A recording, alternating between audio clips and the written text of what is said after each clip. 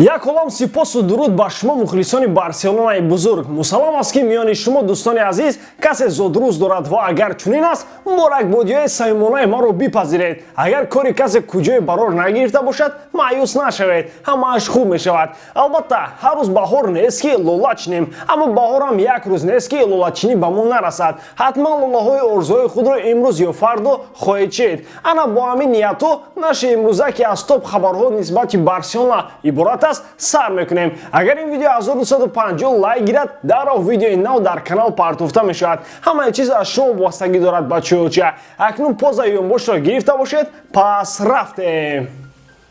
Барселона метавонад мавқеи худро дар ҷадвали холҳо бозам хубтар кунад. Агар рӯзи 8 май Атлетикоро дар Камп-Ноу мағлуб созад. Ман ба ғолибияти дастаи дӯстдоштаи худ боварӣ дорам. Аз ҳамин сабаб дар якум тайм ба ғалабаи Барса бо коэффициенти 2,35 750 рубл, яъне $10 ставка монам. Ин риски калон аст, аммо агар дар 1xbet шумо ба ин бозӣ то $10 ставка кунед, чекатон намесӯзад. Зеро дар ин рақобат аксияи ставка без риск амал мекунад ки дар ҳолати нагузаштани ставкаатон маблағ ба ҳисоbatон бармегардад. Боварӣ ҳосил кунед ки дар лични кабинет ва участия в акциях бонус на спорт фаъол бошад, зеро ин ҳатмӣ аст. Ссилкаи бозӣ дар комментарияи ин видео. Хоҳ бовар кунед, хоҳ не, Лапорта ду топ ситораи тобони даста Жорди Алба ва Серхио Бускетсро ба фурӯш мондааст. Иллаташро медонед чи аст? Бале, бозам пул. Ба гуфти Жоан Лапорта, ин ду мардак хело пули калон мегиранд ва барои кам кардани сарбории иқтисодии даста онҳоро ба савдо мондаанд. Ин хабар тамоми расонаҳои аврупоӣ бахусус испаниро тарк кон. Охин ҳар ду аз бозингарони ҳайати асосии Барселона буда қариб ки иваз нашаванданд. Акнун бовар кардед ки гуфти рӯсони заминимих не бывает рост будааст. Албатта, Жорди Алба 32 ва Серхио Бускетс 33 сол дошта. Жорди соли 2012 аз Валенсия ва Серхио соли 2008 ба Барселона пайваст шуда буданд ва аз он замон то ҳозир ҳамчун бозингарони ҳайати асосии Барса шинохта мешаванд. Айни замон Барселонаро бе тандеми Месси Алба тасаввур кардан номумкин аст, аммо ҳаёти футболбоз чунин аст. Имрӯз инҷоу, фардо дигар ҷо. Албатта, нигоҳ накарда ба сину сол ба ин ду Бозингари пуртаҷриба ки даҳо унвони ҷоизаро ба даст овардан иштиёқ зиёд аст, аммо суоли ин аст ки куман бо ки онҳоро иваз карда метавонад. Аммо Лапорта Барсаро ҷавон карданист ва шояд акнун аз пиракиҳои даста халос шудани аст. Вале суоли матраъ ин аст ки дар ин сурат овардани Агуэро 32 сола чӣ маънӣ дорад? Ҳарчанд ки борҳо гуфтанд ки ӯро барои нарафтани Месси меоранд, вале ин мавзӯи дигар аст.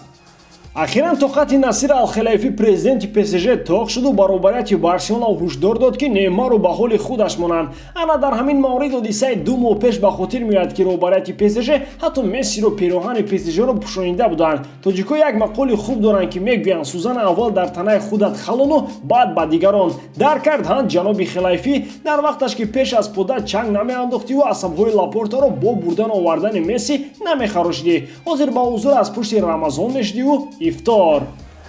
Дар ПСЖ гуфтанд ки алоқа кардани Неймар бо собиқ дастаи худ раванди бастани шартномаи ӯро бо ПСЖ мушкил мекунад ва бояд Барселона ӯро ба ҳоли худ гузорад. Хотирраст мешавад ки чанде пеш хабарҳо дар бораи он ки Барселона барои харидории Неймар ба роҳбарияти клуби ПСЖ расман муроҷиат кардааст, расонаӣ шуданд ва дар пушти ин хабарҳо ҳамчунин хоҳиши баргаштани Неймар ба Каталония ҳам расонаӣ шуд. Аслан хоҳиши зиёд баргашти ӯ ба Барселона гапи кӯҳна аст, аммо бо наздик шудани оғози равзанаи гузариш ин овозҳо бозам зиёдтар мешаванд. Чунончи дар нашри қаблӣ гуфтем, баъди бох аз Манчестер Сити дар нимфинали Лигаи Чемпионҳо Неймар фаҳмид ки дар ПСЖ ба чизе муяссар намешавад. Албатта ба ҷуз чемпионӣ дар Лигаи якум ки имсол эҳтимол онро Лил соҳиб мешавад.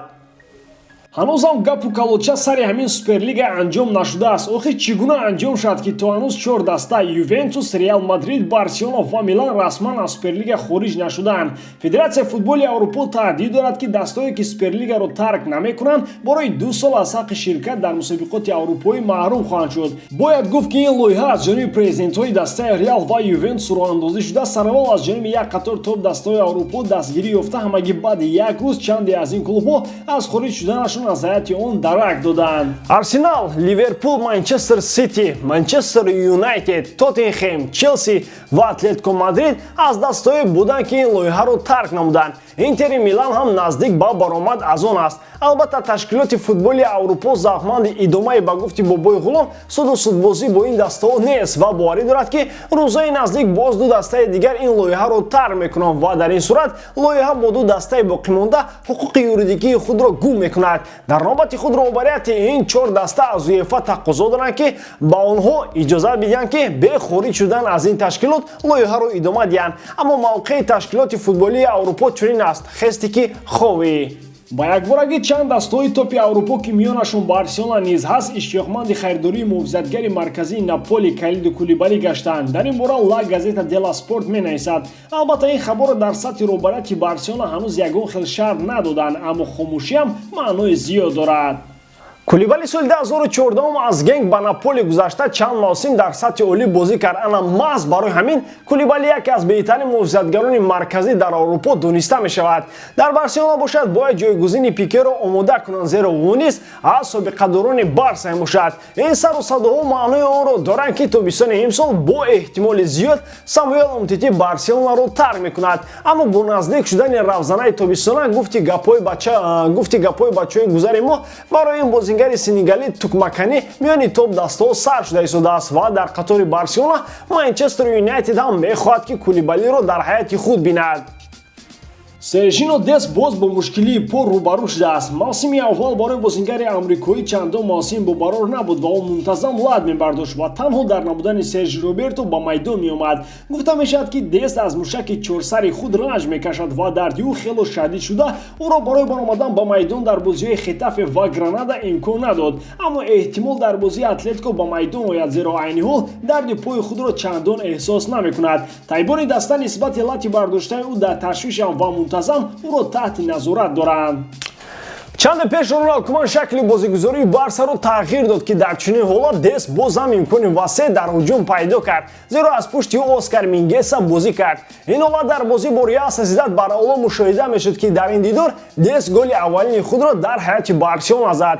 Баъди барқарор шудани Сержи Роберто рақобат дар ҳаёти асосӣ хело зиёд шудааст. Мутаассифона барои ҳардуи ин футболбоз онҳо сатҳи лозимаи худро нишон дода натавониста истоданд ва акнун гӯш ба қимор хоҳем буд ки кадоме аз ин бозингарон бар муқобили Атлетико ба майдон хоҳад омад. Маро имрӯз тамом. Хело лутф мекардед агар андешаҳои худро оид ба ин хабарҳо иброз медоштед. Ба андешаи шумо Куман ба Дест бовар мекунад ё ин ки Роберто? Шумо нисбати амалкарди Алхилайфи чӣ андеша доред? Ва бозам хуб мешуд мегуфтед ки фурӯхтани Алба ва Бускетс дуруст аст ё ин ки не? Гуфтаҳои шуморо интизорем. Ба диққати ҳамаатон ташаккур. Ба бори дигар зодрӯзонро мавлудашон мубораку ҳумоён бод. Бо шумо буд Муҳаммад Гайров. Хай дар паноҳи Аллоҳ.